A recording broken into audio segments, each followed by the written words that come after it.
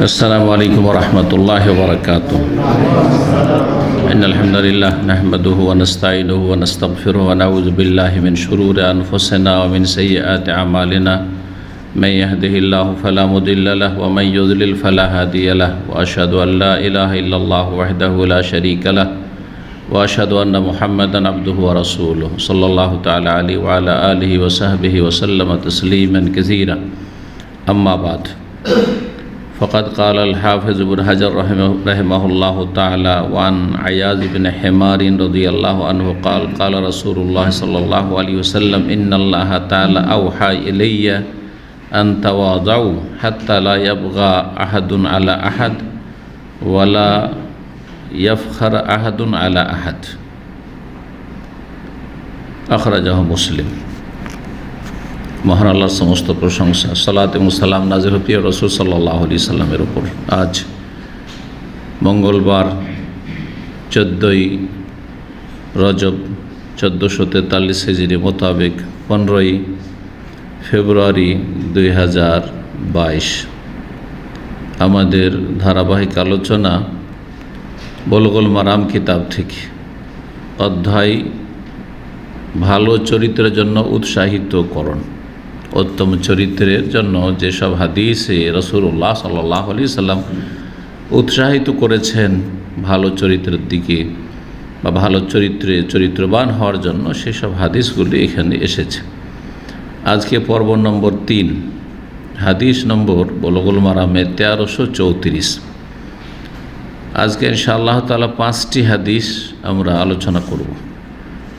প্রথম হাদিস ওয়ান আয়াজ বিন হিমার রাদিয়াল্লাহু আনহু, আয়াজ বিন হিমার রাদিয়াল্লাহু তাআলা আনহু থেকে বর্ণিত, তিনি বলেন যে কালা রাসূলুল্লাহ সাল্লাল্লাহু আলাইহি ওয়াসাল্লাম, রাসূলুল্লাহ বলেছেন ইন্নাল্লাহ তাআলা আওহা ইলাইয়া, নিশ্চয় আল্লাহ তাআলা আমাকে ওহী করেছেন যে আন তাওয়াদাউ, তোমরা বিনয়ী হও, তোমরা বিনয়ী হও বা নমনীয় হও। জি, বিনয়ী হওয়া বা নমনীয় হওয়া, যেটাকে তাওয়াদু বলা হয় আরবিতে। তাওয়াদু সহজ ভাষা, তাওয়াদু মানে নিজেকে ছোট মনে করা, বড় না মনে করা।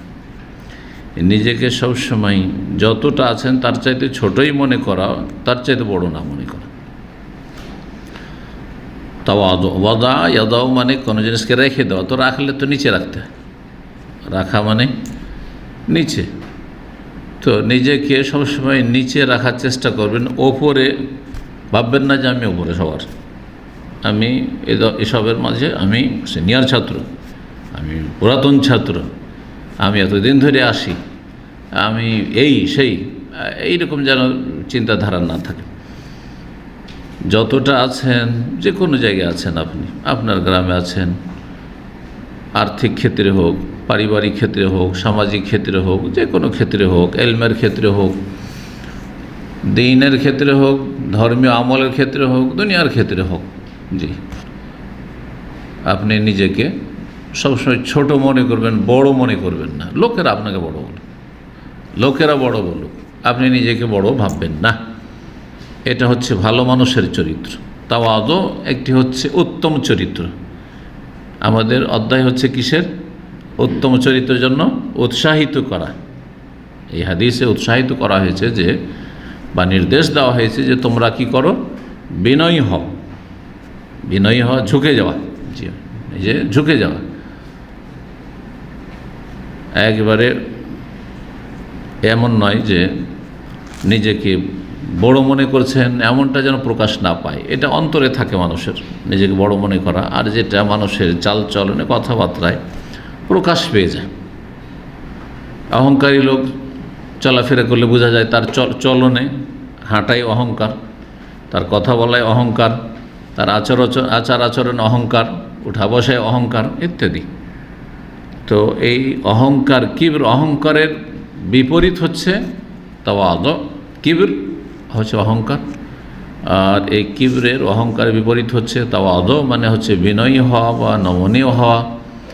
খাকসারি শব্দটি ফার্সি শব্দ, আমাদের দেশে খাকসার অমুক লিখে অনেকে, আগের যুগে এসব ভাষা খুব বেশি ছিল।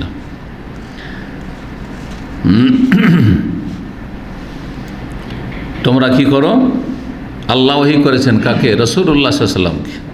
নবী সাল্লাল্লাহু বলছেন যে আল্লাহ ওহী করেছেন নবী সাল্লাল্লাহু আলাইহি ওয়াসাল্লামকে, নবীকে সবচাইতে শ্রেষ্ঠ নবী, সবচাইতে উত্তম নবী, জি হ্যাঁ সর্বশেষ নবী, যেই নবীর দাওয়াতে, যেই নবীর কিতাবের মাধ্যমে আগের সমস্ত কিতাবগুলি রহিত করে দেওয়া হয়েছে, আগের সমস্ত ধর্মকে ক্যান্সেল করে ঘোষণা করা হয়েছে, রহমতুল্লিল আলামিন, যাকে 7 আকাশ পর্যন্ত সফর করানো হয়েছে। কোন নবীকে আকাশের উপরে সফর করানো হয়নি। সুলাইমান আলাইহিস সালাম বাতাসে সফর করেছেন, সকালে 1 মাসের রাস্তা আর বিকালে 1 মাসের রাস্তা, কিন্তু আকাশপথে নয়। জি, তারপরেও আল্লাহ ওহী করেছেন যে তুমি নিজেকে নমনীয় করো, বিনয়ী করো। এটা রাসূলুল্লাহ সাল্লাল্লাহু আলাইহি ওয়াসাল্লামকে বলা হয়েছে, আর আমাদেরকে বলা হয়েছে, প্রতিটি মুসলিমকে, প্রতিটি মানুষকে বলা হয়েছে। আসল হচ্ছে প্রতিটি মানুষ মুসলিম হবে, আত্মসমর্পণ করবে স্রষ্টার সামনে। যেই ব্যক্তি আল্লাহর সামনে আত্মসমর্পণ করলো সেই তো মুসলিম। আর আত্মসমর্পণ করতে হবে আল্লাহর তৌহিদের মাধ্যমে এবং আল্লাহ রাব্বুল আলামিনের বিধান যার মাধ্যমে এসেছে রাসূলুল্লাহ সাল্লাল্লাহু আলাইহি ওয়াসাল্লাম, তাকে মেনে নেওয়ার মাধ্যমে। সুতরাং ইসলাম ছাড়া কোনো ব্যক্তি আত্মসমর্পণকারী হতে পারে না স্রষ্টার কাছে। আর স্রষ্টার সামনে যে আত্মসমর্পণ করল না, সেই ব্যক্তি অহংকারী, আল্লাহর সামনে অহংকারী, সেই ব্যক্তি নিমক হারাম, নিমক হারাম। বাপ মা মানুষ করলো, আর বাপ মাকে যদি না দেখেন তো লোকে কি বলে? নিমক হারাম বলে না? আপনাকে কত বড় বাপ মায়ের মতো এহসান নেই, শুধু জীবনে একবার আপনাকে বিদেশ পাঠিয়ে দিয়েছে 1-2 লাখ টাকা দিয়ে, ভিসার খরচটা দিয়ে পাঠিয়ে দিয়েছে, ধার দিয়েছে, তাও ধার, পরে দিও তুমি। তারপর ওর একটা বড় এহসান আছে যে আপনাকে রুজিতে লাগিয়েছে, রুজিতে লাগিয়েছে। তার যদি আপনি শুকরিয়া আদায় না করেন, তার জন্য দোয়া না করেন, তার সাথে ভালো আচরণ না করেন, তো আপনাকে সবাই সমাজের লোক বলবে, ভালো মানুষরা, যে নিমক হারাম আপনি, হ্যাঁ নিমক হারাম। তাহলে রাত দিন আল্লাহ রাব্বুল আলামিনের সমস্ত নিয়ামত, মাথা থেকে পা পর্যন্ত, শরীরের ভিতরে বাইরে সব তো আল্লাহর নিয়ামত। তো তার সামনে যদি কেউ না ঝুঁকে আত্মসমর্পণ না করে, তার মতো নিমক হারাম কি আছে? এই জন্য কাফের মানে হচ্ছে না শুকরগুজার। শুকরের বিপরীত হচ্ছে কুফর। লাইন শাকারতুম লাযিদান্নাকুম ওয়া লাইন কাফারতুম ইন্না আযাবি লাশাদীদ। তাহলে শুকরের পরিপন্থী হচ্ছে কুফর। জি,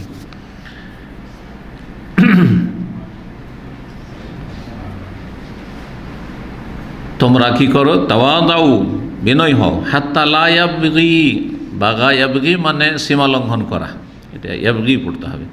হাত্তা লা ইয়াবগি আহাদুন আলা আহাদ, এমন বিনয়ী হবে যে কেউ যেন কারো ক্ষেত্রে বাড়াবাড়ি না করে, সীমা লঙ্ঘন না করে, কারো উপর অন্যায় না করে। কারণ মানুষ যখন অহংকারী হয়, নিজেকে বড় মনে করে, তখন অন্যদের মান সম্মান নষ্ট করে, অথবা অন্যদের সাথে খারাপ আচরণ করে, জুলম অত্যাচার করে বিভিন্নভাবে। মানসিক জুলম অত্যাচারও হতে পারে, শারীরিক জুলম অত্যাচার, টর্চার হতে পারে, আবার আর্থিকভাবে হতে পারে, জুলম অত্যাচার হতে পারে, হ্যাঁ সামাজিক অত্যাচার হতে পারে, রাষ্ট্রীয় অত্যাচার হতে পারে, বিভিন্ন রকমের অত্যাচার বিভিন্ন স্তরে আছে। হাত্তা লা ইয়াবগি বা'দুহু লা ইয়াবগি আহাদুন আলা আহাদ, কেউ কারো যেন জুলম না করে, অত্যাচার না করে, বাড়াবাড়ি না করে। আল বাগী মানে জুলম। ওয়ালা ইয়াফখার আহাদুন আলা আহাদ, আর কেউ কারো ওপর যেন অহংকার প্রদর্শন না করে। ফখর, ফখর মানে হচ্ছে গৌরব করা, অহংকার। কেউ কারো ওপর যেন গৌরব না করে যে আমি ওর চাইতে ভালো, নিজেকে এমন বিনয়ী করবে, ছোট মনে করবে যে কেউ কারো ওপর ফখর, গৌরব করবে না। আখরাজাহু মুসলিম, হাদিস সহিহ মুসলিমের। তাওয়াদু মানে কি বললাম? বিনয়ী হওয়া বা নমনীয় হওয়া। বাংলাতে এই দুটোই অর্থ কাছাকাছি অর্থ। আর আরেকটি শব্দ আরবিতে রয়েছে তাওয়াদু ছাড়া, খুশু। খুশু মানেও তো বিনয়ী করা হয়। জি, খাশাইন। জি, ওয়া ইন্নাহা লাকাবীরাতুন ইল্লা আলাল খাশাইন। সালাত, 5 ওয়াক্ত সালাত আদায় করা নিয়মিত, এটি বড় কঠিন, কিন্তু কার জন্য সহজ? কঠিন নয়। ইল্লা আলাল খাশাইন, যে বিনয়ী। তো খুশুর অর্থ করতে গিয়েও কিন্তু আমরা খাশা, একশাও মানেও বিনয়ী করে থাকি। তাহলে এটাও বিনয়, ওটাও বিনয়, দুটোতে পার্থক্য আছে কি না? বলছে হ্যাঁ, অবশ্যই পার্থক্য আছে। খুশু একমাত্র আল্লাহর সামনে হবে, খুশু আল্লাহর সাথে খাস, বান্দা আল্লাহর সামনে খাসে বিনয়ী হবে, খুশু করবে। আমাদের বাংলা ভাষাতেও এই খুশু শব্দটি ব্যবহার হয়, কিন্তু আর একটা শব্দের সাথে মিলে খুশু খুজু, অমুকের নামাজে খুশু খুজু নেই। খুজু মানে হচ্ছে খাজা একজা, ওটাও মানে ওটাও আরবি শব্দ। খুশুর সম্পর্ক অন্তরের সাথে, আর খুজুর সম্পর্ক দেহের সাথে, শরীরের সাথে। অন্তর থেকে বিনয়ী হওয়া, মনোযোগী হওয়া, এটা হচ্ছে খুশু। আর শারীরিকভাবে গোটা শরীরটা, অঙ্গ প্রত্যঙ্গগুলি আল্লাহর সামনে বিনয়ী হওয়া, এই হচ্ছে খুজু। তো সালাতের ভিতরে খুশু হচ্ছে ভেতরের অন্তরের ইবাদত, আর যার সুপ্রভাব পড়বে বা যার প্রতিফলন ঘটবে আপনার মাথা থেকে পা পর্যন্ত সালাতে। আর না হলে নড়াচড়া করছে, এদিক ওদিক তাকাচ্ছে, অথবা এদিক ওদিক তাকান, আমাদের সবার নামাজে এদিক ওদিক তাকাবে না বেশি, বা ওই নড়াচড়া করবে না। এমনকি মোবাইল পকেটে বেজে চলে গেছে, ওর নামাজের তো 12টা বাজালে গোটা মসজিদে মুসল্লিদের নামাজের 12টা বাজিয়ে, তবুও পকেটে হাত ভরবে না এই জাহেল, কেন? ওর নামাজে নড়াচড়া হয়ে যাবে সেই জন্য। কিন্তু এতগুলি লোকের নামাজে নষ্ট করলেই জাহেলি মশলা বুঝে না। তো এটা আসল উদ্দেশ্য নয়। যদি প্রয়োজন হয়, সালাতের স্বার্থ হয়, নামাজের স্বার্থে, তো অবশ্যই নড়াচড়া আছে। কিন্তু নড়াচড়া করে না অনেকে, তার মানে কি আমাদের দেশের লোকেরা বেশি খুশু করে নামাজ পড়ে? না, মোটেই না। নামাজ পড়ে, শুধু দেহটা নামাজ পড়ে, অন্তর গোটা দুনিয়া ঘুরে বেড়ায়, গোটা দুনিয়া ঘুরছে। কারো স্ত্রীর সাথে, কারো ছেলে মেয়ে টেনশন, কারো তার জমি জায়গার ধান্দা, কারো টাকা পয়সার ধান্দা, কারো কি বাস বডিটা মসজিদে এসছে, মন অন্য কোথাও কোনো জগতে আছে। তো এটা খুজু নয় আসলে, আর এটা খুশবুও না, না খুশু আছে না খুশবু আছে তাতে। তো অত শব্দের না গিয়ে ফিরে আসি। তাওয়াদু কাকে বলে? তাওয়াদু সেটা বান্দা এবং রবের মাঝে হইতে পারে, মানে বিনয়ী হওয়া, নিজেকে ছোট মনে করা। আমি রবের সামনে নিজেকে একেবারে অসহায় মনে করব, আল্লাহর সামনে অসহায়, জি। এবং মানুষের সামনেও আপনি কি করব? নিজেকে ছোট মনে করব, হ্যাঁ, অন্যদের চাইতে আমি ছোট। এই নয় যে আমার মতো আমার ময়দানে যারা পড়াশোনা করেছে আমি ওদের চাইতে বড়, এই কথা অন্তরে না থাকে। ওরা এমন কিছুই না, হ্যাঁ, এরকম যেন মন মানসিকতা না থাকে। তো তাওয়াদু শব্দটি সম্পর্ক বান্দা এবং রবের মাঝে হইতে পারে, আর বান্দার সাথে হইতে পারে।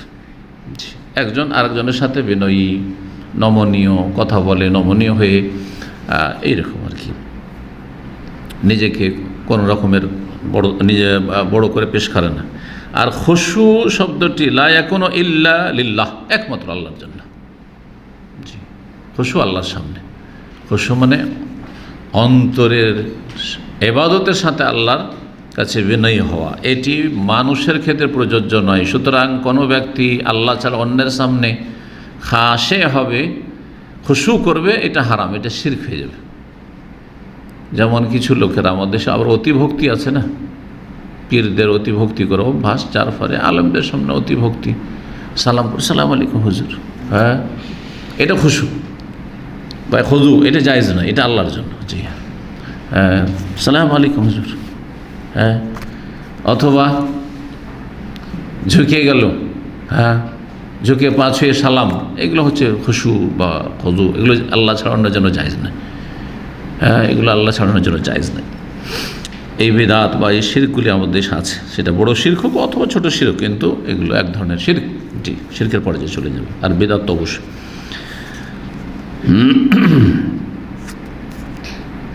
কোরআনে বা হাদিসে অনেক দলিল এসেছে যাতে আমাদেরকে তাওয়াদু করতে বলা হয়েছে, মানে বিনয়ী হইতে বলা হয়েছে, বিনয়ী হইতে বলা হয়েছে।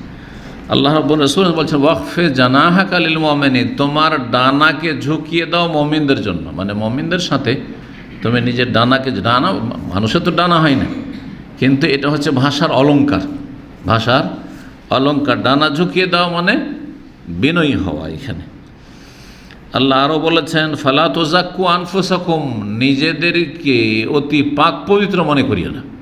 আমার মতো পরেশগার কি আছে, আমি তাহাজ্জুদ পড়ি, আমার মতো এলিমওয়ালা কি আছে, আমার মতো ভালো মানুষ কি আছে, না। ফালা তুযাক্কু আনফুসাকুম, নিজের সার্টিফিকেট নিজে দিও না, তোমাকে অন্যরা সার্টিফিকেট দেবে। আর জন্য ওরা নাও দেয় তো কোনো প্রয়োজন নেই, আল্লাহর সার্টিফিকেট দিলেই যথেষ্ট। আল্লাহর মালায়েকা ফেরেশতা নোট করছে, তাদের সার্টিফিকেট যথেষ্ট। জি, যিনি তোমাকে বদলা দেবেন তার সার্টিফিকেট প্রয়োজন। মানুষ কি দেবে আমাদেরকে, যে মানুষের সার্টিফিকেট নিতে গেল? তবে মানুষের কাছে যথাসাধ্য ভালো হওয়ার চেষ্টা করতে হবে। এর মানে এই না, কিন্তু অনেকে আবার ভুল বুঝে, আমি আল্লাহর কাছে ভালো হতে চাই, মানুষের কাছে ভালো হতে চাই না। তো মানুষের সাথে খারাপ আচরণ করবেন, যে মানুষ বলুক যে লোকটা খারাপ, মানুষের সাথে কর্কশভাষী হবেন, ইসলাম তো এগুলো শেখায় না। আপনি ভালো চলবেন মানুষের সাথে, তারপরে মানুষ যদি খারাপ হয় তো আপনি ভালো মানুষকে দেখতে পারবেন না। আপনি তাওহীদের কথা বলেন, যতই ভালো মানুষ হন আপনাকে দেখতে পারবেন না আপনার গ্রামের লোক। মক্কার লোকের রাসূলুল্লাহ সাল্লাল্লাহু আলাইহি ওয়াসাল্লামকে দেখতে পারেনি যখন লা ইলাহা ইল্লাল্লাহ তাওহীদের দাওয়াত দিয়েছেন, যখন বলেছে দেবদেবীর পূজার শিরিক, গিয়ে বলে যে মাজার পূজার শিরিক বলেন, আপনার ভিতরে যুদ্ধের ঘোষণা করে দিবেন। যে সিলেটে করলো যুদ্ধের ঘোষণা। জি, এরা আল্লাহর জন্য এদের কোনো পরোয়া নাই, কিন্তু শিরকের জন্য এরা, শিরকের পক্ষ থেকে এরা জেহাদের ঘোষণা করবে। এদের জেহাদ হচ্ছে শিরকি জেহাদ। জি, নাম হচ্ছে তাওহীদি জনতা। ফালা তুযাক্কু আনফুসাকুম, তোমরা নিজেদের আত্মার পরিশুদ্ধি করি ঘোষণা করিও না। হুয়া আ'লামু, মানে আল্লাহ বেশি জানে যে কে বেশি মুত্তাকি আর কে বেশি আল্লাহ ভীরু। মুমিনদের, সাহাবায়ে কেরামদের আদর্শ সম্পর্কে, তাদের চরিত্র সম্পর্কে আল্লাহ বলেছেন আইজ্জাতিন আলাল কাফির আযিল্লাতান আলাল মুমিনিন। জি, আযিল্লাতিন আলাল মুমিনিন আইজ্জাতান আলাল কাফিরিন। সাহাবায়ে কেরামরা কাফেরদের সামনে শক্ত, কাফেরদের সামনে গিয়ে ওই ভিজা বিড়াল না, যেমন আজকালকার মুসলিমরা কিন্তু বিজাতির কাছে ভিজা বিড়াল, আর নিজের মুসলিম সমাজের দুর্বলদের কাছে আরে বাপরে কি যে বাহাদুরি শেষ নেই। জি, এটা উল্টো চরিত্র, সাহাবায়ে কেরামদের চরিত্র একেবারে উল্টো। জি, বাহাদুরি, বীরত্ব প্রকাশ করতে হবে আল্লাহর দুশমনদের সামনে, প্রয়োজনে, যেখানে সেখানে নয়। যেখানে বীরত্বের প্রয়োজন আছে সেখানে। আর আযিল্লাতিন আলাল মুমিনদের কাছে বিনয়ী হইতে হবে, মুমিনদের সাথে একেবারে নরম হয়ে যাবেন আপনি। এই শিক্ষা কোরআনে কারিমে রয়েছে। রাসূলুল্লাহ সাল্লাল্লাহু আলাইহি ওয়াসাল্লাম আরও বলেছেন মান তাওয়াযা লিল্লাহি রাফাহু, যে আল্লাহর জন্য, আল্লাহর সন্তুষ্টির জন্য নিজেকে ছোট মনে করে বিনয়ী হবে, আল্লাহকে উপর উঠিয়ে দেবেন, আল্লাহকে উপর উঠিয়ে দেবেন। আমাদের দেশের এক শ্রেণীর লোকেরা ইমামতির জন্য মারামারি করে লড়াই করে, আমি ইমামতি করবো, বলছে আমি ইমামতি করবো। হ্যাঁ, বলছে আমি হাফেজ, তুমি কেন ইমামতি করবে? হ্যাঁ, কাউকে ইমামতি করতে দিতে রাজি না, বা নিজে থেকে চেয়ে নেবে আমি ইমামতিটা করি। আরে চাইবেন কেন ইমামতি? আপনি অন্যের মসজিদে গেছে, বলছে আমি ইমামতিটা করি। কেন? আপনি নিজেকে ছোট মনে করেন, আল্লাহ আপনাকে উপর উঠাই দেবেন। জি,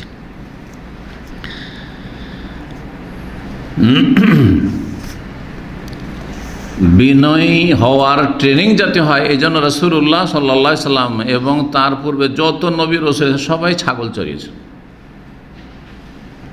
সবাই ছাগল চড়িয়েছেন। ছাগল যারা চড়ায়, হ্যাঁ, অবশ্যই বিনয়ী, ওদের অন্তর নরম। উঁট যারা চড়ায় ওদের অন্তর শক্ত হয়ে যায়, হাদিস আছে। আর তারপরে এই নয় যে একসময় ছাগল চড়িয়েছে তো লুকাবো, না, জানতে দেবো না মানুষকে, যাতে না জানে যে আমি কৃষকের চাষির ছেলে, তাই না, আমি গ্রামের মানুষ হয়েছি। না না না, ভিতরে অহংকার কাজ করছে। আল্লাহ রাব্বুল আলামিন জান্নাত ওদের জন্য রেখেছেন যারা নিজেকে বড় মনে করেন। তিলকা দারুল আখিরা নাজারুহা লিল্লাযিনা লা ইউরিদুনা উলুওয়ান ফিল আরদি ওয়ালা ফাসাদা। কারণের ঘটনা বর্ণনা করে সূরা কাসাসে বলেছেন যে এই আখিরাতের জান্নাতের ঘর নাজআলুহা লিল্লাযিনা লা ইউরিদুনা ফিল আরদি উলুওয়ান ওয়ালা ফাসাদা, যারা জমিনে না নিজেকে বড় মনে করে না বিশৃঙ্খলা সৃষ্টি করে, যার অন্তরে সরিষা পরিমাণ অহংকার থাকবে, সে জান্নাতে লা ইয়াদখুলুল জান্নাতা, হ্যাঁ, মান কানা ফি কলবিহি মিসকালু হাব্বাতিন মিন খারদালিন মিন কিবরিন। রাসূলুল্লাহ সাল্লাল্লাহু আলাইহি ওয়াসাল্লাম, সহিহ মুসলিমের হাদিস এটি। 1335 নম্বর হাদিস আবু দারদা রাদিয়াল্লাহু তাআলা আনহু থেকে বর্ণিত।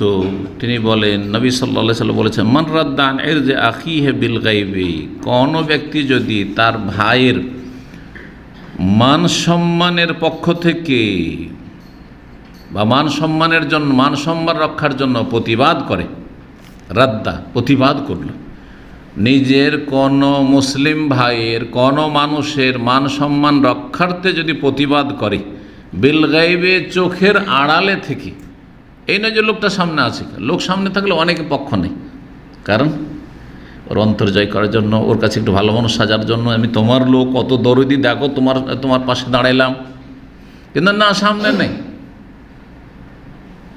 আমার সামনে কেউ যদি আমার উল্টো পাল্টা বলে তো সবটি লাফিয়ে উঠে যাবে, স্বাভাবিক কথা। এতে কারো এখলাস আছে, কারো কম আছে এখলাস, কারো বেশি আছে, কারো এখলাস নেই, তারপরও দাঁড়াবে, কারণ শেখে দেখালাম যা আছে ওনার সাথে, বোঝা গেছে না?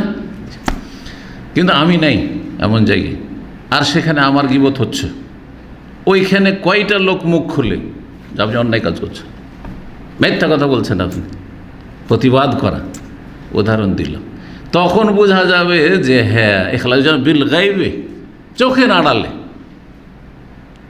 আমি জানতেই পারলাম না যে আমার পক্ষ থেকে আপনি প্রতিবাদ করেছেন।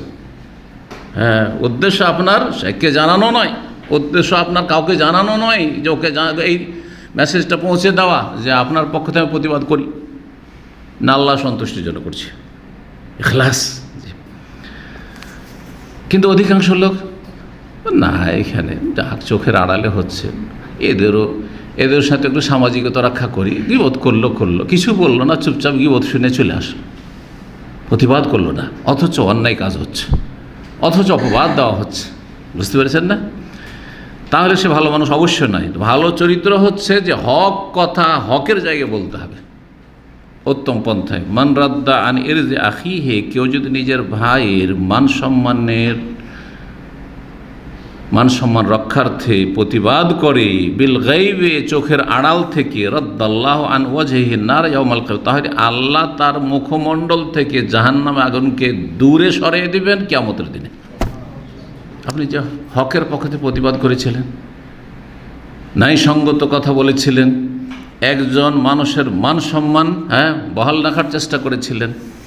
হাদিস ইমাম তিরমিজি বর্ণনা করেছেন, হাদিসটিকে হাসান বলেছেন, মুসনাদ আহমদেও রয়েছে, কিন্তু আসমা বিনতে ইয়াজিদ রাদিয়াল্লাহু তাআলা আনহা থেকে বর্ণিত, কাছাকাছি এইরকম শব্দ বা বাক্যগুলোর কাছাকাছি বাক্যে হাদিস বর্ণিত হয়েছে।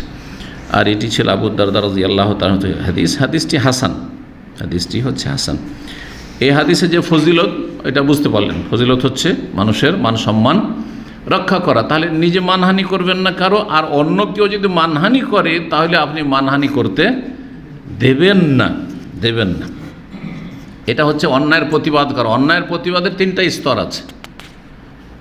বল প্রয়োগ করে বাধা দেওয়া, আপনার ছেলে মেয়ে অন্যায় কাজ করছে, বল প্রয়োগ করে বাধা দিতে আপনার পরিবার অধীনে, সরকার বল প্রয়োগ করবে, প্রশাসন শাসন করবে। আর যদি এমন হয় যে অন্য লোক, তাহলে সেখানে আপনি মারামারি করতে যাবেন না, বল প্রয়োগ করবেন না, কিন্তু কথার দ্বারা করবেন, 2য় স্তর। আর যদি সেটাও করতে না পারেন, কথা বললে অসুবিধা আছে, তাহলে অন্তর থেকে ঘৃণা করে প্রতিবাদ জানাতে হবে। এই মর্মে আরও হাদিস রয়েছে, যেমন আবু দাউদে একটি হাদিস রয়েছে, নবী সাল্লাল্লাহু আলাইহি ওয়াসাল্লাম মা মিন মুসলিমিন ইয়াখযুলু ইমরাআন মুসলিমান ফি মাওদিন, কোন মুসলিম যদি কোন মুসলিমকে অসহায় ছেড়ে দেয়, সাহায্য না করে, এমন জায়গায় তুনতাহাকু ফি হুরমাতু, যেখানে তার মান সম্মান নষ্ট করা হচ্ছে, তার মান সম্মান নষ্ট করা হচ্ছে, সাহায্য করলো না। ওয়ায়ুনতাকাসু মিন ইরদিহি, তার মান ইজ্জতকে ধূলিসাৎ করা হচ্ছে, ইল্লা খাযালত, আর আপনি পারবেন প্রতিবাদ করতে, আপনি পারবেন তাদের মুখ বন্ধ করে দিতে, কিন্তু তা করলেন না, তাহলে ইল্লা খাযালাহুল্লাহু ফি মাউতিন, এমন মুহূর্তে, এমন সময়ে আল্লাহ রাব্বুল তাকে লাঞ্ছিত করবেন এবং অসহায় ছেড়ে দেবেন। ইউহিব্বু ফি নুসরা, যখন সে সাহায্যের কামনা করবে, যে কেউ যদি আমার সাহায্য করতো, তার মানে হাসর মাঠে যখন আপনি একটা নেকির জন্য সাহায্য চাইবেন, সেই সময় আল্লাহ সাহায্য করবেন, যদি আপনি দুনিয়াতে কোনো মুসলিমের মান সম্মান নষ্ট হয়েছে সেখানে তার সাহায্য করে থাকেন। তার পাশে দাঁড়িয়ে থাকেন। আর যদি না করেন তাহলে সেখানে আল্লাহ লাঞ্ছিত করবেন, সেখানে লাঞ্ছিত হইতে হবে। আপনাকে অসহায়, যেমন আপনি কোনো ব্যক্তিকে অসহায় ছেড়ে দিয়েছেন, কেউ মারছে, মার থেকে রক্ষা করলেন না, তো তার ক্ষতি করছে, তার জমি জায়গার ক্ষতি করছে, আপনি পারতেন ওখানে বাধা দিতে, করলেন না আপনি। অথবা তাকে অপমান করছে, সে অপমান হওয়া থেকে রক্ষা করতে পারে, তা করলেন না আপনি, প্রতিবাদ করলেন না, তাহলে প্রস্তুত থাকেন কিয়ামতের দিনে আপনাকে আল্লাহ লাঞ্ছিত করবেন, যেখানে আপনি চাইবে যে আমার যদি কেউ সাহায্য করতো। কারণ যেমন কর্ম তেমন ফল। আপনি দুনিয়াতে কাউকে অসহায় ছেড়েছেন, আখিরাতে আপনাকে অসহায় ছেড়ে দেওয়া হবে। জি। আরেকটি হাদিস রয়েছে যেখানে রয়েছে যে কেউ যদি গীবত চলছে, কোথাও কারো দোষ চর্চা চলছে, পরনিন্দা চলছে, আর শুনতে থাকলো, পরনিন্দা কিন্তু ব্যক্তি জীবন পরনিন্দা সবসময় মনে রাখবেন, কিন্তু কারো যদি দোষের কারণে কারো ক্ষতির ভয় থাকে, তাহলে 6টি ক্ষেত্রে গীবত করা কখনো জায়েজ, কখনো ওয়াজিব। শুধু জায়েজই নয়, এমন নবী রাহমাতুল্লাহ আলোচনা করেছেন, এই নয় যে সবসময় হারাম গীবত, সবসময় হারাম গীবত, কখন হারাম তাহলে জানতে হবে। এখানে কোনো অবিবাহিত ছেলে আছে না? নেই, সব মাশাআল্লাহ বিবাহিত। কে? এই যে আছে মাশাআল্লাহ। আর এই ছেলেটা বিয়ে করবে, তাকে ধরেন এই আমাদের এই যে জাকির আছে, তার কোনো আত্মীয় একটা মেয়ে পেগাম দিয়েছে, আর ওই ছেলের মাশাআল্লাহ ঘনিষ্ঠ বা রুমে থাকে, অথবা ওই গ্রামের হচ্ছে জামাল। এখন জামালকে জিজ্ঞেস করছে যে আমি তো মেয়ে বিয়ে দিতে চাই বা বোন বিয়ে দিতে চাই, আমার বংশের আছে, তো এই ছেলেটা তোমার গ্রামের অথবা তোমার রুমমেট কেমন ছেলে? ছেলে খারাপ, আল্লাহ না করে খারাপ, খারাপ নয় কিন্তু ধরে নিল খারাপ, তাহলে বলা ফরজ। না বললে খারাপ ছেলে খপ্পরে পড়ে যাবে, ফেসে যাবে কে? একটা নিরীহ মেয়ে। বোঝা গেছে না? ব্যবসা করা, দুজনে ব্যবসা করবেন, আর আমি চিনি যে এই লোকটা এত হাত ভারী, কত লোকের টাকা যে মেরে রেখেছে, এরকম মেলা চিনি আমাদের ছাত্র ভাইদেরকে চিনি, কিন্তু এইখানে মাশাআল্লাহ এই বড় দাঁড়িয়ে মাশাআল্লাহ কত লোকের টাকা মেরে রেখেছে, 1 মাস 2 মাস বলে নিয়েছে, ও হয়ে গেল কয়েক বছর। এখন আমি চিনি, আর আমাকে জিজ্ঞেস করছেন এসে যে ওর সাথে ব্যবসা করা যাবে? আমি বললাম অসুবিধা নেই, বলে দেবো নাকি? হারাম, জাহান্নামে যেতে হবে, কারণ আপনাকে ফাঁসিয়ে দিলাম, আপনাকে মুসিবতে ফেলে দিলাম। আমার জন্য তখন ফরজ গীবত করা, যে এই লোক এর হাতে টাকা পড়ে গেলে একেবারে বেমারি, দাড়িতে ধোকা খেও না, দাড়িতে ধোকা খেও না, এই সেন্টারে নিয়মিত আসে মানে ধোকা খেও না, আমার চারপাশে ঘুরছে মানে ধোকা খেও না। কথা বোঝা গেছে? জি। তো আচ্ছা, যদি দুনিয়ার ক্ষেত্রে দুটো উদাহরণ দিলাম, এই ক্ষেত্রে যদি ওয়াজিব হয়ে যায় গীবত করা, যদি আপনাদেরকে কেউ মাজারের রাস্তা দেখায়, জঙ্গিদের রাস্তা দেখায়, বক্তা, বাংলাদেশে মেলা বক্তা আছে, কেউ মাজার রাস্তা দেখাচ্ছে, কেউ জঙ্গিদের রাস্তা দেখাচ্ছে, কেউ রাস্তাঘাটে নেমে ভাঙচুর করাকে জেহাদ বলছে, এখন ওদের থেকে যদি সতর্ক না করি তখন তো জাহান্নামের রাস্তায় ছেড়ে দিলাম, বলতে হবে না? বলা ফরজ। জি। কিন্তু ব্যক্তি জীবনের দোষ, ব্যক্তি জীবনের দোষ চর্চা করবেন না, বরং তাকে বলবেন ব্যক্তি জীবনের দোষ থাকলে, তার নিচে কাপড় আছে, বলতে পারেন না, ভালোবাসা দিয়ে বলেন। এই নয় তার সামনে একটা কথা বলবেন না, চোখের আড়ে কী শিখছে ও, এতদিন ধরে সেন্টারে আসে, টাকনার নিচে এখনও কাপড়, এটা গীবত, হারাম গীবত, এটা হচ্ছে হারাম গীবত। জি।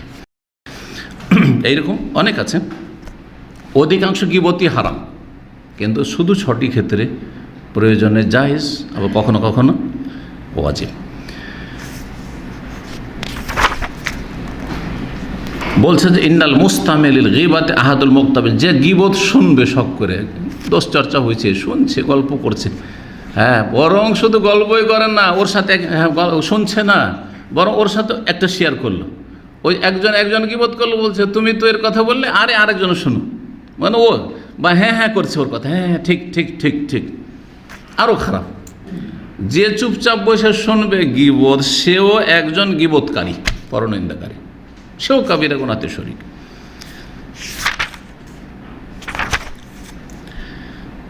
আচ্ছা, গীবত হচ্ছে কোথাও, আর আজকাল যেখানে সেখানে গীবত, খেতে বসেন, ভালো কথা কমই হয়েছে, কিন্তু কোনো না কোনো লোকের দোষচর্চা হচ্ছে, বুঝছেন না? কোনো না কোনো লোকের দোষচর্চা হচ্ছে। এটা পার্টি করেছেন, আর ওখানে করে উঠে গেল একজন, ও একটু কৃপণ টাইপের, হয়তো চা খেতে ডাকলে চলে যাবে, হ্যাঁ নাস্তা করতে রাখলে টেকে যাবে, কিন্তু কোনো দিন 5 দিন নাস্তা করেছি, একদিন আপনাকে নাস্তা করেনি, তখন ওখানে করে গিবত শুরু করে দিলাম, আরে অমুক না, ওকে আমি কতদিন যে খাওয়াইলাম, জীবনে একবার ডাকলো না, আমি তো যাবো না, কিন্তু ও ডাকলো না আমাকে। এ গিবত জায়েজ না হারাম? হারাম, হারাম, হারাম। জি, এখন এইরকম গিবত হচ্ছে, ওখানে বসে থাকবেন না কি করবেন? আপনার করণীয় কি? কি করণীয় হইতে পারে? হ্যাঁ, ওইটা চলে যাবেন, আর না হলে না, সবাই না, একে একে ভালো কথা বলো, মানে চুপ থাকো, ঘরে বসে থাকো চুপ করে, তো শুনছে তো, শরিক হলো, শেয়ার করলো, তাহলে হ্যাঁ বাধা দেওয়ার ক্ষমতা থাকলে বাধা দেবে।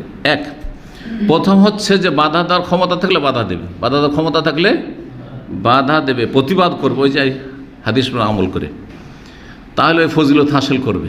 জি, আর যদি সেটা সম্ভব না হয়, যে বলা যাবে না এখানে কিছু, বললে এরাই আমাকে খেয়ে ফেলবে, হ্যাঁ ঝামেলা আছে, ফিতনা লাগে, ঝামেলা পড়ে যাব, তো সেখান থেকে সাথে সাথে উঠে পড়েন, সেখান থেকে উঠে পড়েন। এটা দ্বিতীয় পদক্ষেপ। 1 নম্বর হচ্ছে প্রতিবাদ করা, না পারলে অন্তর থেকে ঘৃণা করে বসে থাকুন। অন্তর থেকে ঘৃণা হচ্ছে যে আপনি মজলিস বরখাস্ত করে ছেড়ে পালান, ওখান থেকে হটে পড়েন।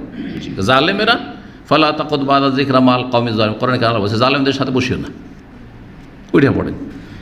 কখনো কখনো এমন জালেম প্রশাসনের সামনে বসে আছে যে উঠাও মুশকিল, উঠলেও খবর আছে, তখন কি করবেন? তৃতীয় অবস্থা বলছেন, তৃতীয় অবস্থা হচ্ছে আউল ইনকারু বিল কলবি, অন্তর থেকে তখন ঘৃণা করা, আউল কারাহাতুল কওল, তাদের কথাগুলিকে ঘৃণা করা, যদি প্রতিবাদও না করতে পারে, আউল কিয়াম, উঠতেও না পারে।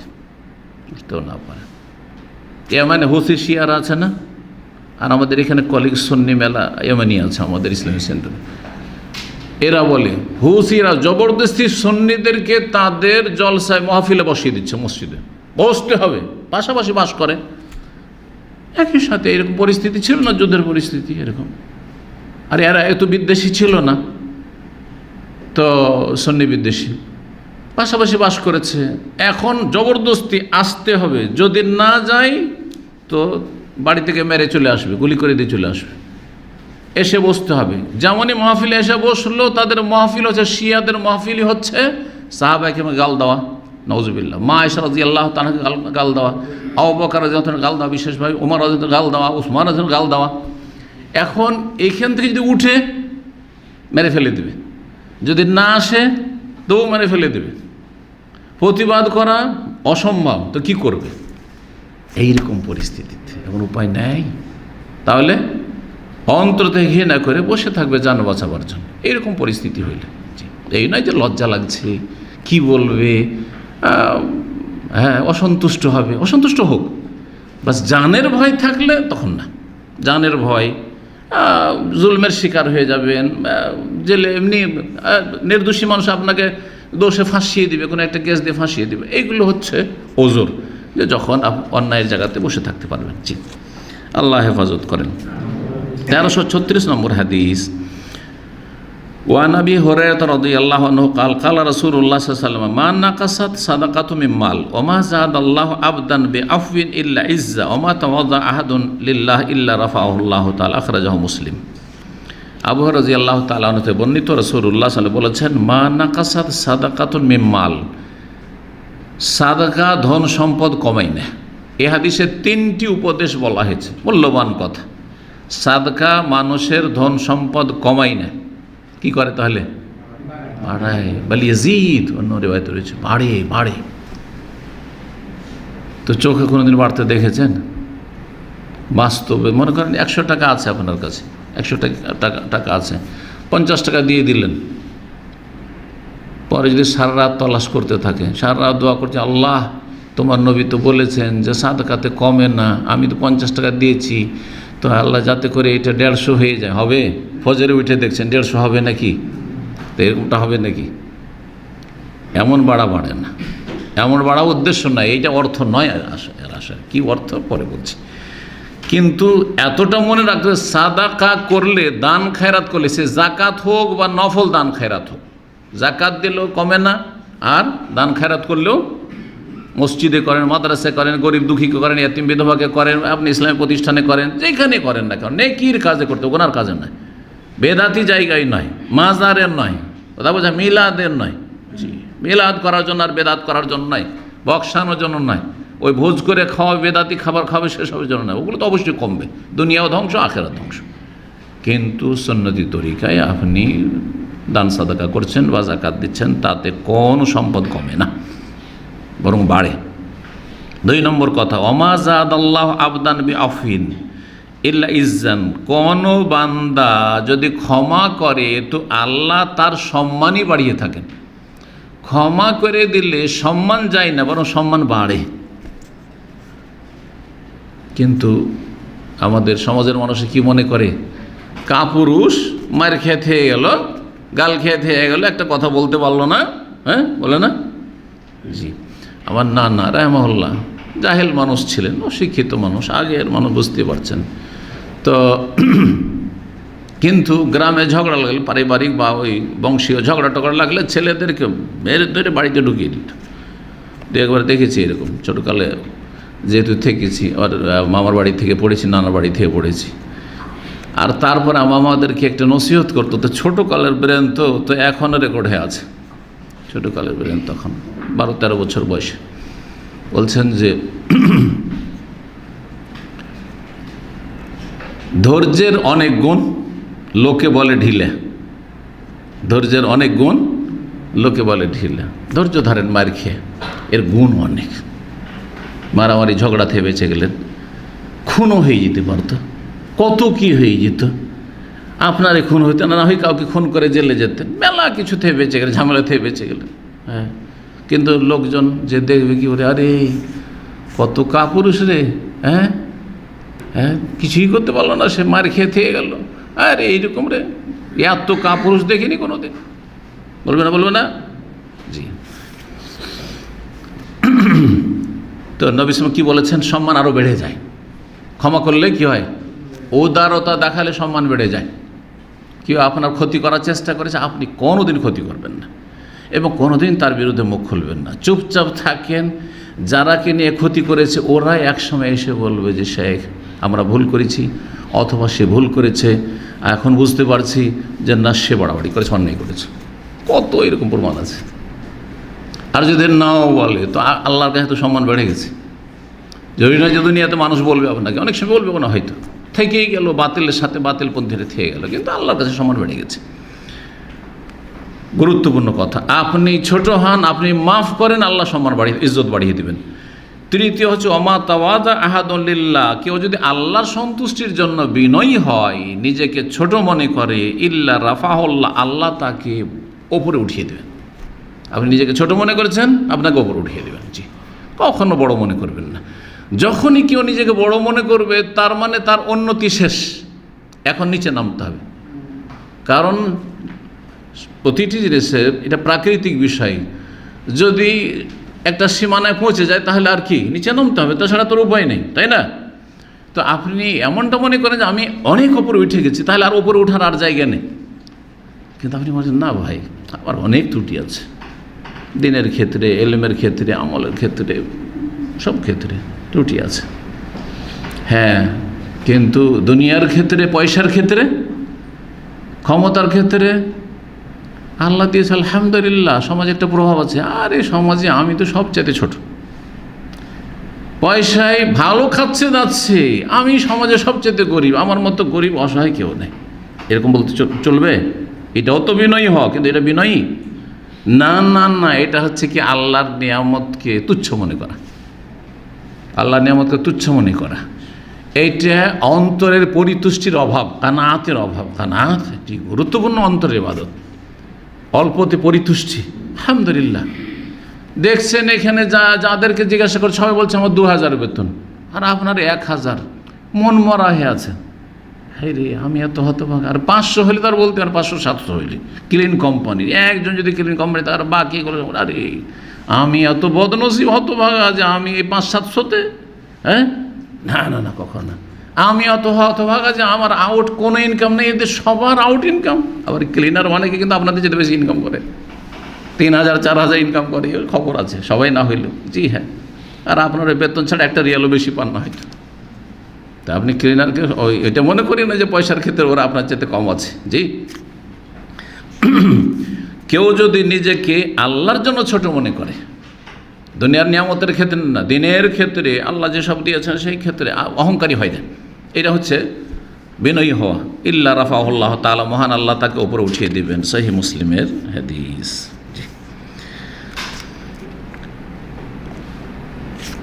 এখন প্রথম বাক্যটির ব্যাখ্যা করি। কি প্রথমটি কি ছিল? দান করলে কমে না, সহজ না। দান না করলে কি হয় না? কমে না। এর অর্থ কি? এর একটি অর্থ হচ্ছে যে দান করলে আল্লাহ রাব্বুল আলামিন ধন সম্পদকে বাড়ান, বরকত দিতে থাকেন। কোন দিক থেকে আসছে, এদিক সেদিক থেকে আসছে ভাবতেই পারেন না আপনি, কিন্তু আসছে। ওই টাকাটা বাড়বে না, এটা কোনো দিন বাড়বে না, কিন্তু এদিক সেদিক থেকে কত দিক থেকে যে আল্লাহ রাস্তা খুলে দিয়েছে, মাশাআল্লাহ রাস্তা খুলে দিয়েছে। এসেছিলেন 700 রিয়াল বেতনে, আমি এর আগে বলেছি, আর এখন 4,000 5,000 ইনকাম করে।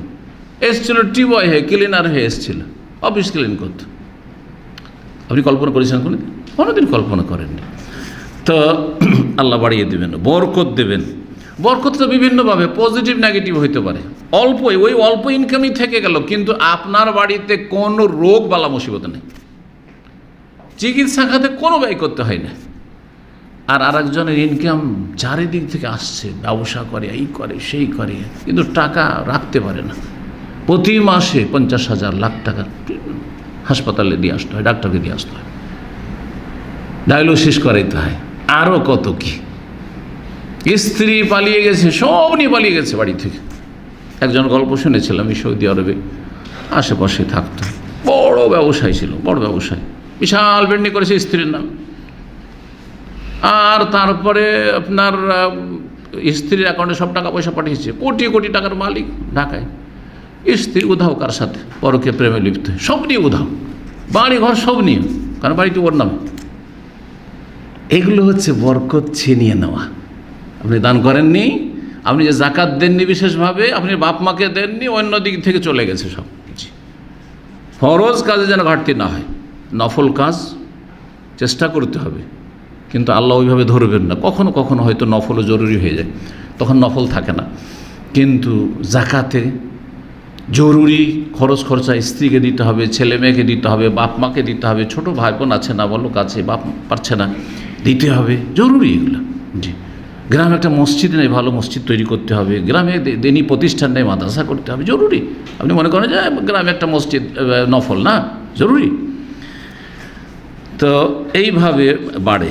একটা বলছেন যে বালা মুসিবত আসবে না, বরকত আসবে, বাহ্যিক আভ্যন্তরীণ বিভিন্নভাবে।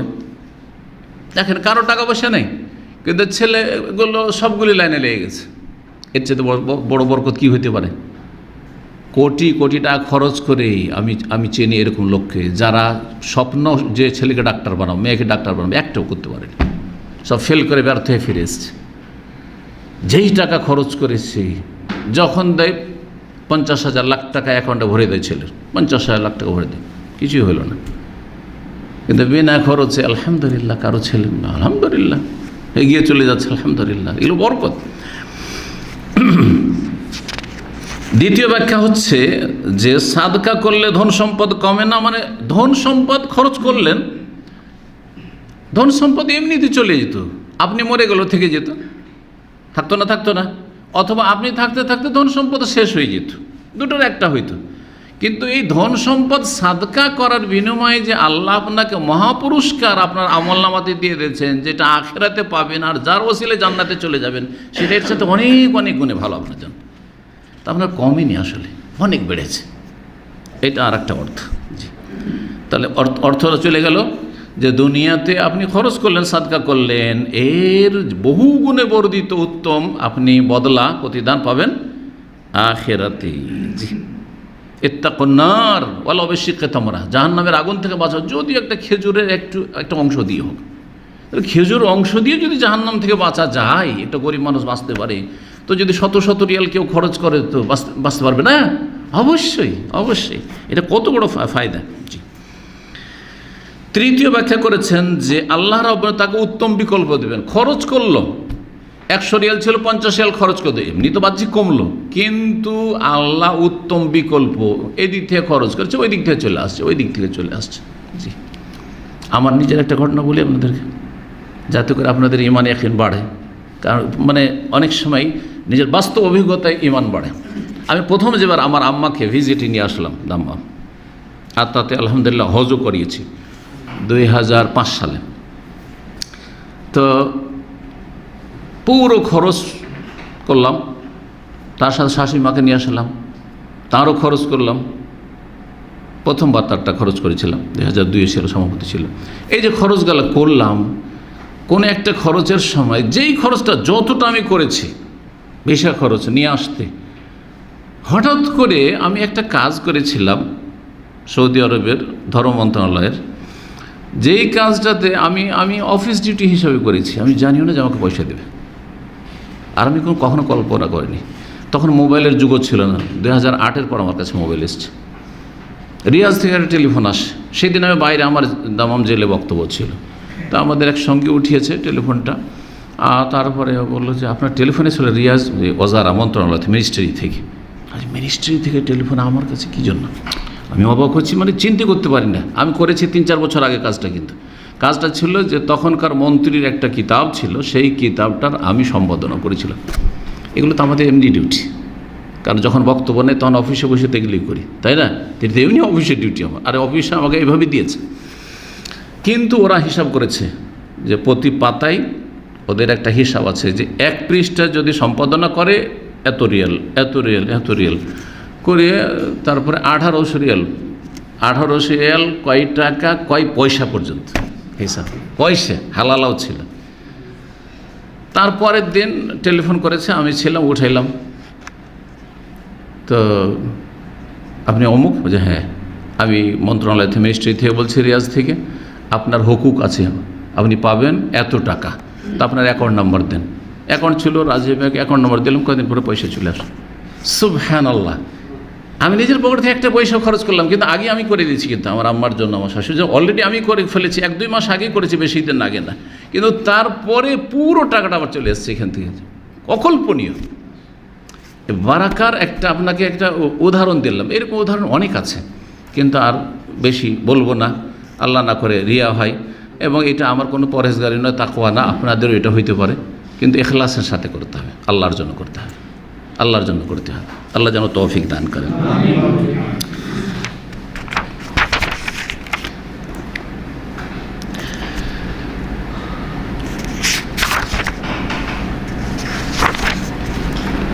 তেরোশো 37 নম্বর হাদিস, ওয়ান আব্দুল্লাহ বিন সালাম রাদিয়াল্লাহু আনহু قال قال رسول الله صلى الله عليه وسلم يا ايها الناس افشوا السلام وصلوا الارحام واتموا الطعام وصلوا بالليل والناس نيام تدخلوا الجنة بالسلام اخرجه الترمذي وصححه।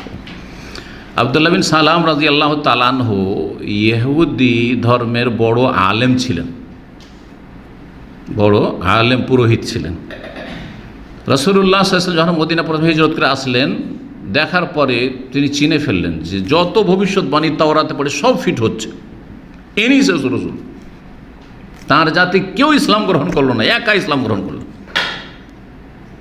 তখন গালমন্দ করতে লাগলো, খারাপ লোক বলতে লাগলো আব্দুল্লাহ বিন সালামকে। সে আব্দুল্লাহ বিন সালাম রাদিয়াল্লাহু তাআলা আনহু এই হাদিসটি শুনেছে মদিনায় প্রথম রাসূলুল্লাহর কাছ থেকে, মানে নবী সাল্লাল্লাহু আলাইহি ওয়াসাল্লাম প্রথমে এসে যে খুতবাটি, যে বক্তব্য করেছিলেন, সেই বক্তব্যের এইটি হচ্ছে প্রথম বক্তব্য। কথাগুলি খুব গুরুত্বপূর্ণ। এই শুধু একটি হাদিসের ওপর রাকা ইসলামিক সেন্টার একটা সম্মেলনে আমি 1 ঘন্টা সোয়া ঘন্টার বক্তব্য করেছি, এবং তাতে 4টি সমস্যার সমাধান তুলে ধরেছি।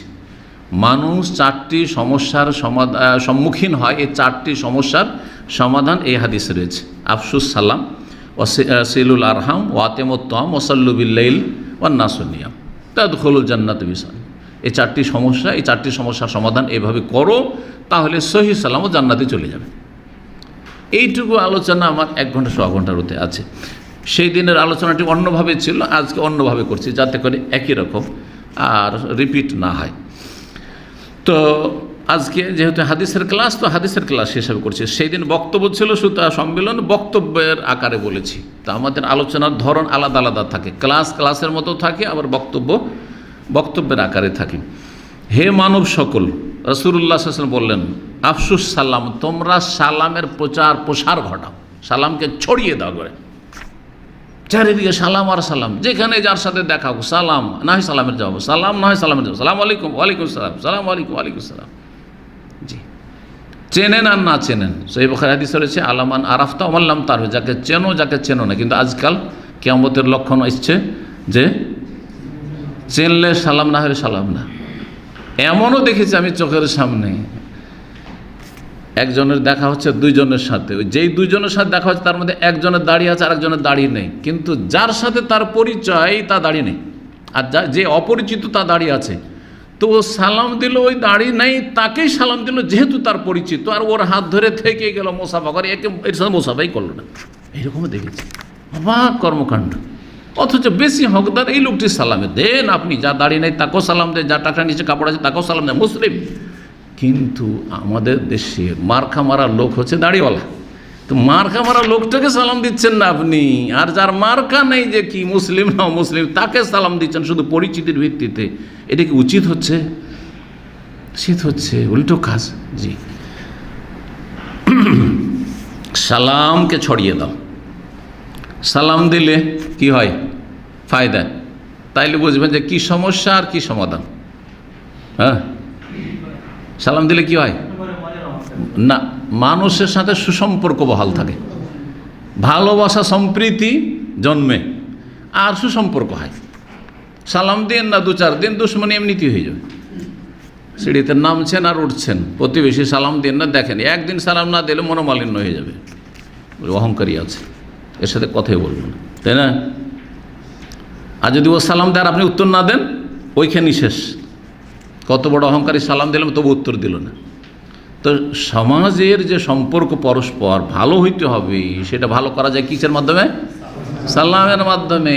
সামাজিক সমস্যার সমাধান দিয়ে রাসূলুল্লাহ সাল্লাল্লাহু আলাইহি ওয়াসাল্লাম এই একটি কথা। ওয়াসিলুল আরহাম, আত্মীয়দের সাথে সুসম্পর্ক বজায় রাখো। এর মাধ্যমে কোন সমস্যার সমাধান দিলেন? পারিবারিক সমস্যা। আত্মীয়দের সাথে যদি সুসম্পর্ক রাখেন, দেশে গেলেন কিছুই না দিতে পারলে একটা করে টুপি ধরালেন, আবার তসবি ধরাবেন না, বেদাতি কাজ করবেন না, কিন্তু কথা বোঝা গেছে না? টুপি ধরাইলেন, একটু খেজুর দিলেন, মিসওয়াক দিলেন, জমজম দিলেন, ভালোবাসা জন্মবে না? জন্মবে না? গেলেন খালি হাতে গেলেন না, কিন্তু যদি যান আর কাছের আত্মীয় কিছুই দিলেন না, আর বাড়িতে মাশাআল্লাহ নিজের বাড়িতে নিজের ভাই বোন লালে লাল করে সবার জন্য একটা করে মোবাইল স্মার্টফোন নিয়ে গেছেন, আর পাশের বাড়ির লোককে আপনি 2 রিয়াল 5 রিয়াল একটা টুপিও দিলেন না, তো দুশ্মনী হবে না? হবে না? অথচ আত্মীয় আপনার, সম্পর্ক ছিন্ন হবে না? হবে না? সম্পর্ক খারাপ হয়ে যাবে, সম্পর্ক খারাপ হয়ে যাবে। কত অহংকারী হয়েছে, আমাদের খোঁজও নিল না, একদিন দাওয়াতও দিলেন না, আরে গিয়েছেন বিদেশ থেকে, একটা দিন দাওয়াত দেন, তাও দিলেন না। জি, ওয়াসিলুল আরহাম, আত্মীয়দের সাথে কি করো? সুসম্পর্ক বহাল রাখো। টেলিফোন 2 বছর হয়ে যাচ্ছে, টেলিফোনই করেন, আপনার চাচাকে করেন না, খালাকে করেন না, ফুপুকে করেন, সম্পর্ক ভালো থাকবে? এই সিলাতুল আরহাম করতে হবে। সিলাতুল আরহাম দূরে থেকে করা যায়, টেলিফোনের মাধ্যমে, খোঁজখবর নেওয়ার মাধ্যমে, মেসেজের মাধ্যমে। ওয়াতিমুত্তাম, এবং খাবার খাওয়াও, অন্ন দান করো। এর মাধ্যমে কি সমস্যার সমাধান? আর্থিক সমস্যার সমাধান। মানুষ সমাজে 2 রকম লোক আছে, আমির না হয় গরিব, সচ্ছল না হয় অভাবী। তো সচ্ছল লোকেরা নিজেরাই খেতে পারছো, আর কিছু বাঁচছে, আর পাশের লোক খেতে পারছে না, তোকে খাওয়া, আতিমুত্তম খাবার খাওয়া, তাহলে আর্থিক সংকট দূর। গ্রামে 10টা বাড়ি গরিব আছে, আর বাকি 50টা বা 30টা বা 10টাই ধরেন, 10টা আছে পয়সাওয়ালা মাশাআল্লাহ, তো নিজে খেয়ে ওদেরকেও খাওয়ান। আপনার কোনো দিন দুশ্মনী করবে না। গ্রামের লোক বেশি হিংসা করে, কিন্তু এইরকম যদি সুসম্পর্ক রাখেন আপনি, যে আমি নিজে শুধু খাবো না, আমি গ্রামের গরিবকেও খাওয়াবো, অন্তর থেকে দোয়া করবে আপনার জন্য, অন্তর থেকে জানে প্রাণে আপনার জন্য দোয়া করবে, সাহায্য করবে, সব কিছু করবে। সুসম্পর্ক বহাল থাকবে না? থাকবে না? সামাজিক সুসম্পর্ক বহাল থাকবে, কিন্তু যে আর্থিক সংকট যেটা দেশে আসতে পারে, সমাজে আসতে পারে, সে আর্থিক সংকট থেকে মুক্ত হতে পারবেন। ওয়াসাল্লু বিল্লাইল, আর রাতে সালাত আদায় করা। ফরজ তো আদায় করতে 5 ওয়াক্ত, এই ফরজ ফজর পড়ে না, আর রাতে শুধু নফল পড়লে হবে না। আগে ফরজ 70 রাকাত, তারপরে রাতের সালাত পড়ো, মানে তাহাজ্জুদ পড়ো। ওয়ান্নাস নিয়াম, যখন সারা দুনিয়ার মানুষ ঘুমিয়ে থাকে, সবাই ঘুমিয়ে আছে, কার কাছে ঘুম প্রিয় না? আপনাকে ঠান্ডা লাগে, আমাকে ঠান্ডা লাগে না, একে ঠান্ডা লাগে না, শীত, হ্যাঁ, সবাই চায় যে কম্বলের নিচে পড়ে থাকি, আর সবাই চায় যে একসাথে 5-6 ঘন্টা একটানা ঘুম হয়ে যাক। তার মধ্যে হোক আর না হোক, আমি আধা ঘন্টা 1 ঘন্টা হইলো, কিছুক্ষণ হইলো, 2-4 রাকাত হইলো, আমি তাহাজ্জুদ পড়বো, আল্লাহর সাথে নির্জনে কথা বলবো, আল্লাহর সামনে সিজদায় পড়ে থাকবো। রাতে সালাত পড়ো। রাতে সালাত পড়লে কি হবে? কোন সমস্যার সমাধান হবে?